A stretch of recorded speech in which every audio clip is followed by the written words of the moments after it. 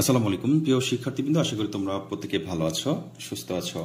শিক্ষার্থী, তোমরা যারা এইচএসসি ভোকেশনাল থেকে অথবা এইচএসসি কারিগরি শিক্ষা বোর্ডের অধীনে এইচএসসি পরীক্ষা দিচ্ছিলে, পরীক্ষা স্থগিত হয়েছিল, সেটা হচ্ছে একাদশ শাখা এবং হচ্ছে দ্বাদশ শাখায়, সবগুলো শাখার জন্য বলছি, বিএমটি শাখার জন্য বলছি, টেকনিক্যাল শাখা এবং হচ্ছে ডিপ্লোমা ইন কমার্স যারা আছো।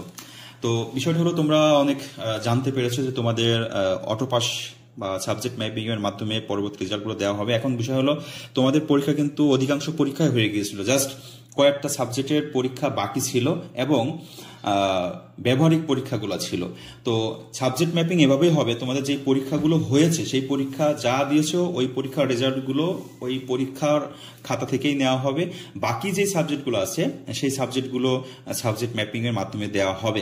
এবং তোমরা যারা অন্যান্য যেই সিলেট সুনামগঞ্জের শিক্ষার্থী ছিলে, তোমাদের কিন্তু পরীক্ষা অনেকগুলোই বাকি ছিল, তোমাদেরটাও হচ্ছে সাবজেক্ট ম্যাপিং এর মাধ্যমে হবে। সেটা হচ্ছে জেএসসি এবং হচ্ছে এসএসসি রেজাল্ট দেখে সাবজেক্ট ম্যাপিং করা হবে, এটা হচ্ছে জানিয়েছে শিক্ষা মন্ত্রণালয়।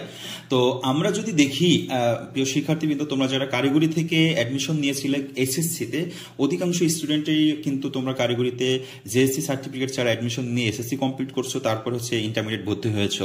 কিন্তু তোমাদের ক্ষেত্রে জেএসসি সার্টিফিকেট না থাকলে রেজাল্টটা কেমনে সাবজেক্ট ম্যাপিং করবে সেটা নিয়ে একটু আলোচনা করব।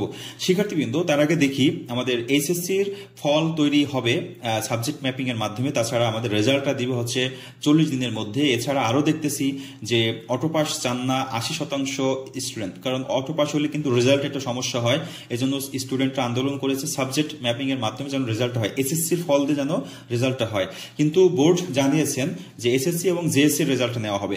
বিষয় হলো, যে সকল সাবজেক্টের এসএসসি রেজাল্টটা খারাপ হবে, ওই সাবজেক্টগুলোকে জেএসসি থেকে রেজাল্টটা নেওয়া হবে, যেন রেজাল্টটা তোমাদের ভালো হয়।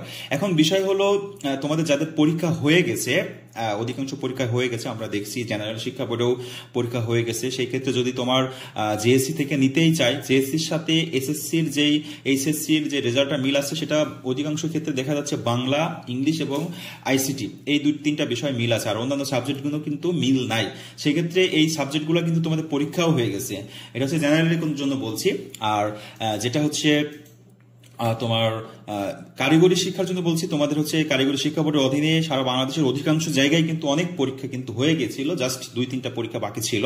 সেই পরীক্ষাগুলো রেজাল্টগুলো তোমাদের অবশ্যই এসএসসি থেকে নেওয়া হবে। এখন ওই সাবজেক্টগুলো তোমাদের যদি এসএসসিতে না থাকে, সেই রেজাল্টটা কিভাবে নিবে এটা এখনো কিন্তু আমাদের ক্লিয়ার করে জানায় নাই শিক্ষা বোর্ড। ওকে, তো তোমরা তোমাদের পরীক্ষার হচ্ছে না, সেই ক্ষেত্রে হচ্ছে সাবজেক্ট ম্যাপিং এর মাধ্যমে রেজাল্টটা পাবা এবং হচ্ছে 40 দিনের ভিতরে রেজাল্টটা পেয়ে যাবা।